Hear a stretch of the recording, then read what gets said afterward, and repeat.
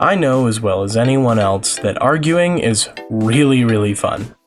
I, for one, am a debate student in college, and I professionally get to argue with other people who make points that I really shouldn't care that much about. But I'm here to talk today about how nobody actually knows how to argue anymore. Now, I know, I'm not the first person to make the point of, oh, well, media literacy's dead, media literacy this, media literacy that. I don't care about media literacy. Shut up. This is my video. You're watching the video on media literacy. I'm here to talk about it. And I know that other people have made probably much better videos about it than me, but again, shut up. You're here to watch my take on it. So while I can't guarantee the most absolutely astounding and mind-shattering take you've ever seen on media literacy, I can offer you— ooh, that is a really pretty cave. I can offer you a decently different perspective.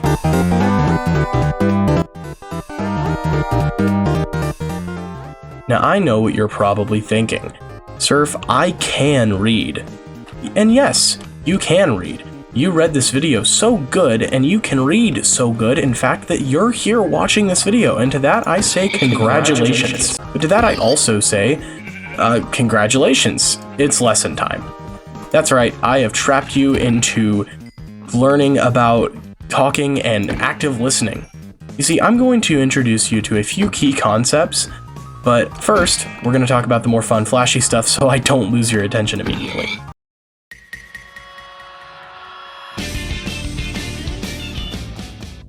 That's right, I'm going to be talking about Jujutsu Kaisen, yes, the anime / manga. Now, listen, dear viewer, I am not about to make a tasteless comment / rant and say Jujutsu Kaisen is the death of modern media literacy, because I could so easily go on and say, everyone power scaling this, power scaling that. But no, that's boring and not what I'm talking about. I think that when it comes to any modern shonen anime, I've never seen more tasteless banter and debating in any other form of media or any other medium than I have in Jujutsu Kaisen fan rants.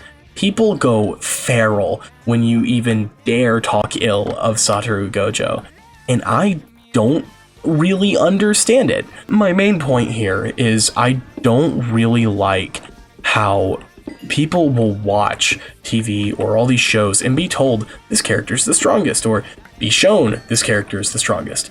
And then they immediately take that kind of attitude and just kind of roll with it. And it's not like they actually look at the message and take it in properly.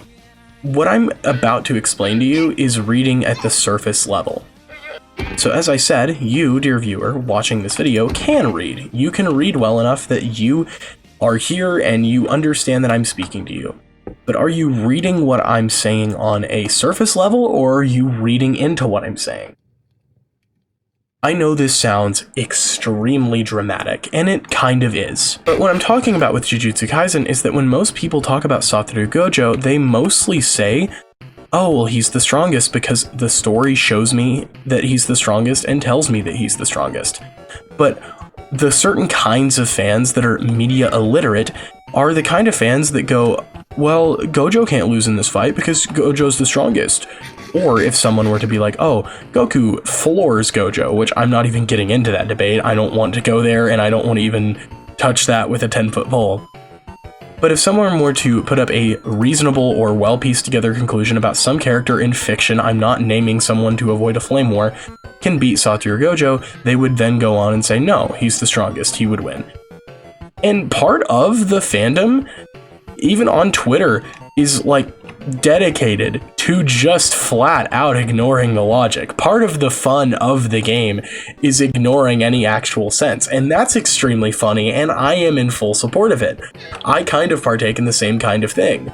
But what you carry to your doorstep and shake the hand of before saying goodbye and going back into your personal life shouldn't be the same thing that you carry right to your dinner table and consume to your heart's content.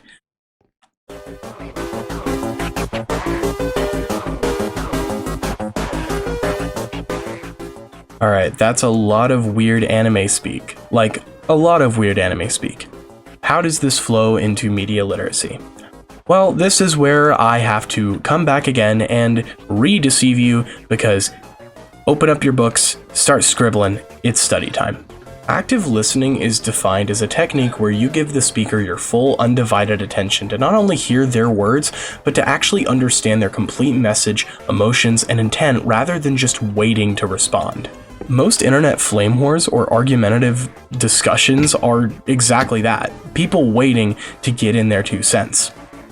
And I think whenever people are watching media or consuming media, whether it be books, music, shows, games, any of that, all of these things people forget are media and by proxy a part of media literacy. And I think that part of that problem and the problem of people being illiterate whenever it comes to modern day media and its presentation is a matter of them not being active listeners. A lot of people will take stuff at face value. A lot of people will watch movies in their childhood or partake in certain songs in their childhood, and they'll revisit it in later years and say, "Ugh, I hate how political this is now." And that is just a part of aging and how we grow to view the things we consume. But in order to actually be an active listener and be engaged with the things that you are putting in front of your eyes, you need to actually understand it. Now, I'm not going to bring up any more anime examples, I just thought that was more topical and a little more important, and while I didn't go thoroughly into discussion about it, as this is kind of more off the cuff, I do think it's a relevant example. But I'm going to talk about music, more specifically albums. A lot of people like to listen to albums, and if you're a returning viewer, you know I love to talk about albums. I love and adore music. Now, what I do think a lot of people get already is the connective parts. A lot of people will be able to listen to an album surface level and understand that there are connections between songs. But a lot of people can't read in and see symbolism or actually try and understand. Don't try to go out of your way and analyze something thoroughly if you absolutely disdain it. But another part of active listening is showing it that full undivided attention and slight adoration just to actually understand it. And you don't have to flat out love something to fully actively listen to it, but I do think that even if you're indifferent, you do need to pay attention. When actively listening, you need to focus exclusively on the speaker and their message, avoiding any other outside factors that might distract you or take you away from that message. So while you're watching a movie, it's fun to banter with friends, and I'm not going to be the fun police and say, "This is how you should watch your movies." No! You need to watch your movies like this. That's not at all what I'm saying. I'm saying that whenever you're going to critically analyze a piece of media, you need to be locked in. You gotta be looking at it. You gotta be all up in its face. And don't take this too literally and don't take this too seriously. But if you're going to be analyzing a piece of media, you probably need to have a very thorough understanding of it. Now, whenever you're actually hearing out somebody's point or arguing with somebody or discussing a piece of media, you probably need to be showing them that you're actually listening. This can be with affirming things like a head nod or even just the verbal signals like "yeah" or "I see" or "I understand." But don't use non-answers either, which, I should probably get into non-answers.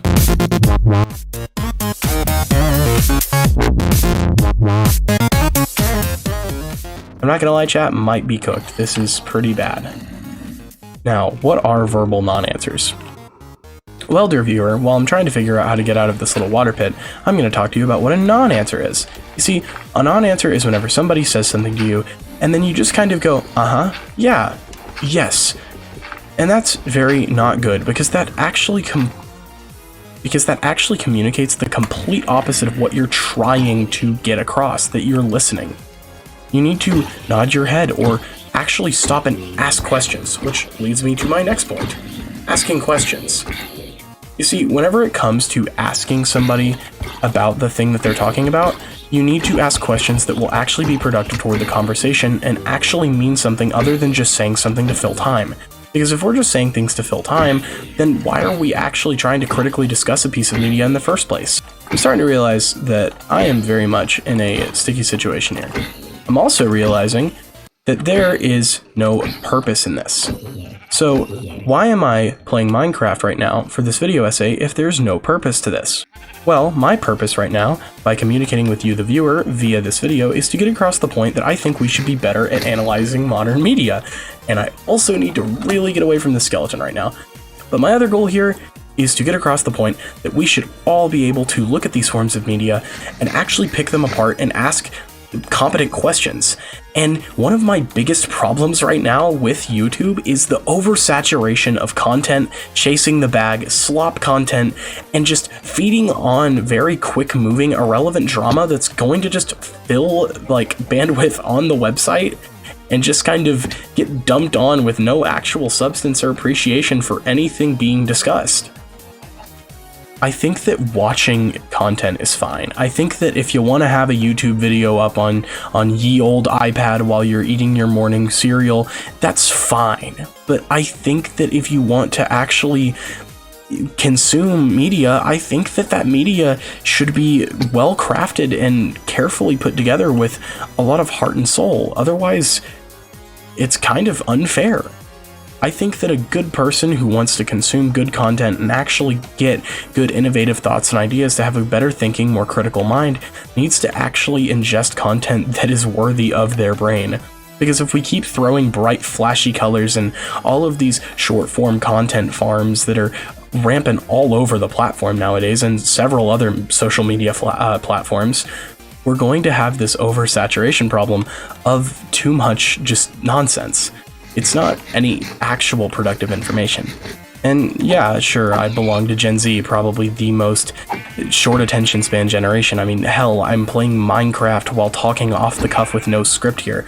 But my goal isn't to just lazily push out a video. In fact, I'm working on a way more scripted long-term video that I've been working on for several months now. But I'm actually doing this because I want this to feel like a conversation. I want you, the viewer, to feel like this is a conversation I could be having with you right now on a call, or even in person. But because of the distance and because I'm not intertwined in the lives of random internet strangers, which is normal, I'm instead talking to you at this level. And to just reiterate my final point, if you're going to make these things or make these forms of content, you need to actually put some kind of real purpose into it. To get online and make a video essay about a film is great. You are sharing all of your observations and a well-formed analysis and literal essay, a by-the-books scripted breakdown by breakdown essay of something you love. But if there's no love, and it's just there to fill time or to get clicks, it feels so hollow or not properly written.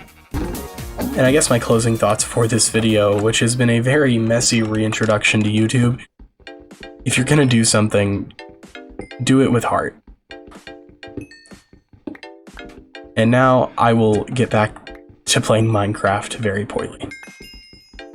I have been Just Surf. Thank you for watching.